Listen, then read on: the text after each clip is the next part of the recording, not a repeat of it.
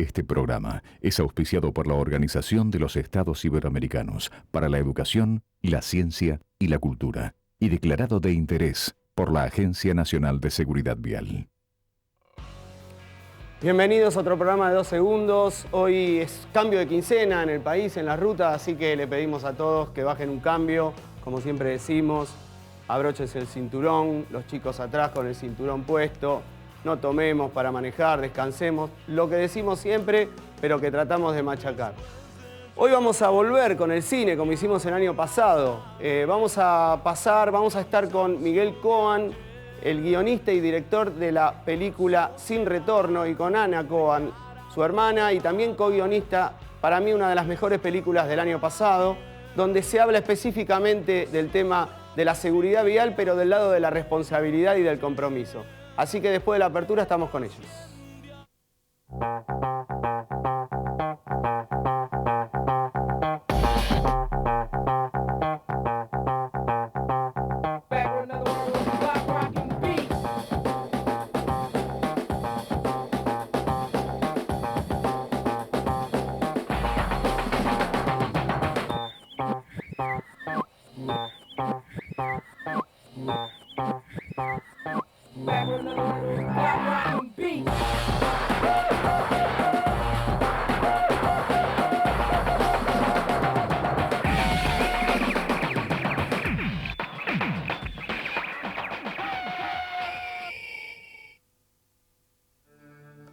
Bueno, estamos con Miguel y Ana, gracias por venir.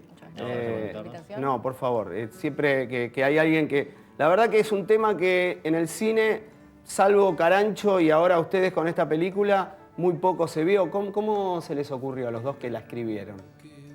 En realidad empezamos pensando en este grupo familiar en el cual uno de sus hijos, la idea original era en realidad simplemente que cometía algún tipo de crimen, todavía no sabemos cuál, y la familia decidía encubrirlo, ¿no? Bien. Y a partir de eso empezamos a pensar qué tipo de crimen era el que menos, digamos, se lo iba a condenar de alguna manera, y nos dimos cuenta que toda la cuestión con los siniestros viales. Con los siniestros viales era perfecto para que este personaje no se demonizara dentro de la película, ¿no? Bien. Y a partir de ahí empezamos a investigar y empezamos a enterarnos también en todo un mundo que un poco desconocíamos, y ahí fue creciendo el tema, digamos. Para los que no la vieron, vamos a dar el tráiler de la película y seguimos con ellos. Si usted quiere conquistar a una mujer, en todo caso tiene que decirle cosas que la encandilen interna. ¡No!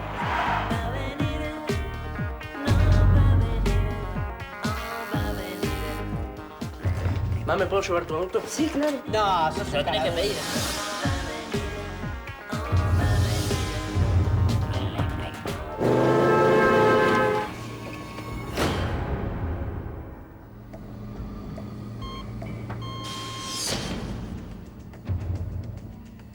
¿Color del vehículo robado?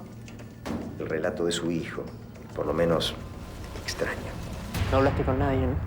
Las cosas se están complicando, ¿Y qué otras opciones tenemos? pero la policía sigue investigando. Cárcel y condena ejemplar para que no muera ningún hijo más. Usted detenido e incomunicado. Te jodieron.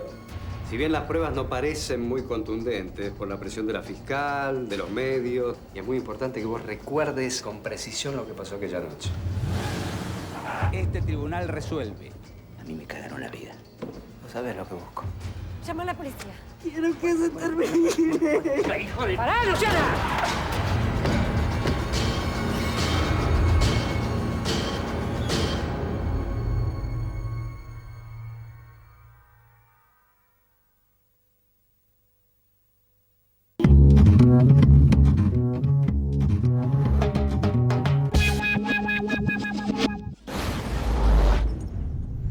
Bueno, después de ver el tráiler seguimos. Ana, cuando investigaron, ¿qué vieron? Bueno, muchas cosas. Hay muchas de las cuales eran más terribles, digamos, eran inverosímiles. De alguna manera pensamos que no Ni había- para película, Ni para sí, película. claro. Yo me acuerdo de una o sea, sobre todo una, porque aparte es algo que uno por ahí en la vida cotidiana no se da cuenta, y es una vez cada 15 días, una vez por semana, sale una noticia, digamos, en el diario de alguien que atropella y huye, ¿no? O sea, es como muy habitual. El famoso sí, abandono de personas. Es como mucho más habitual, o sea, uno por ahí ya lee la información y la pasa, ¿no? O sea, nosotros que estábamos como concentrados en buscar esa información, para mí es más o menos, no sé cuál es el promedio Del abandono no tengo justo la cantidad, pero hay muchísimos casos de abandono. ¿Y por qué? O sea, ustedes lo estudiaron, lo ponen en la película, pero el abandono, ¿por qué se da según sus investigaciones, no? El abandono de personas. En la realidad. En la realidad. Después de lo que investigaron ustedes, de alguien que filmó una película. Para mí, perdóname, no sé si por una investigación, digamos, imagino en principio el susto. Porque aparte nosotros trabajamos con un chico de 18, 19, 20 años. Que son la mayoría de los casos. Que son la mayoría de los casos. Y el susto el susto y la falta de educación vial también, de saber qué es lo que tiene que hacer en circunstancias determinadas, como por ejemplo atropellar a una persona. Y bueno, o sea, eso y supongo que también un sinfín de cosas que vienen por detrás, que tienen que ver con la educación, con la cultura, con la responsabilidad, con el funcionamiento de la justicia. Sí, me impactó mucho una nota que te hicieron cuando hablaste, y creo que la película se basa mucho en eso, en la acción y la consecuencia. ¿Qué me puedes decir al respecto? Porque todos los personajes, todos tienen una acción que cometieron y después la consecuencia que se da a cabo, ¿no? Sí, cuando trabajamos el guión y después lo trabajamos con los actores haciendo la película, había una cosa que era muy consciente de nuestra parte, era justamente que que cada acción tuviera consecuencias sobre otros personajes y que esas consecuencias producían una nueva acción, digamos, que eventualmente podía volver como un boomerang, ¿no? Salvo algunas que no tenían vuelta, ¿no? No, o vuelven de otra manera, digamos, ¿no? O sea, volver, digamos, en el final de la película hay una cosa que vuelve, quizás. También hay una cosa de lo de asumir las responsabilidades que los personajes también, digamos, al no asumirlas están asumiendo otras consecuencias sobre sí mismos, ¿no? Que las llevarán encima también el resto de su vida. Sí, yo me acordaba del personaje de Federico Lupi, que hace de papá de la víctima, que él estaba conforme y presumiendo que su hijo, bueno, fue asesinado, digamos, pero que se estaba haciendo justicia. ¿Y después qué? ¿Cómo se pone esa persona? Esto en la realidad es muy habitual, que se ponga preso a alguna persona y después esa persona no sea la que cometió el delito. ¿Cómo lo vivió Federico Lupi? Yo sé que él estaba muy contento con la película y que no fue toda la intervención de él en la película, pero que asumió un papel durísimo, porque para mí el papel de él es obviamente el más duro de la película. ¿Qué me pueden decir?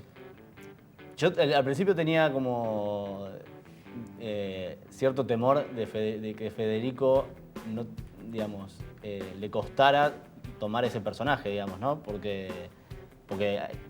digamos, Federico también tiene como una especie de trayectoria en la cual también ha asumido un montón de luchas, ¿no? Tal cual. Entonces, de repente que apareciera un personaje que luchaba por la justicia de su hijo, pero que estaba equivocado, me parecía que Federico podía no estar convencido de eso, pero en ese sentido me parece que es un actor de raza y lo entendió perfectamente, y entender que eso tampoco, o sea, está hablando del arquetipo de ese personaje, ¿no? Está hablando de ese caso puntual y ese personaje. No, y aparte que en notas lo oí hablar ya metiéndose en el tema, y hablaba mucho de lo que pasaba en España también con los temas virales. Sabemos que él vive mucho en España. Entonces se metió, me parece que después de la película, más todavía en el tema de lo que antes lo había asumido.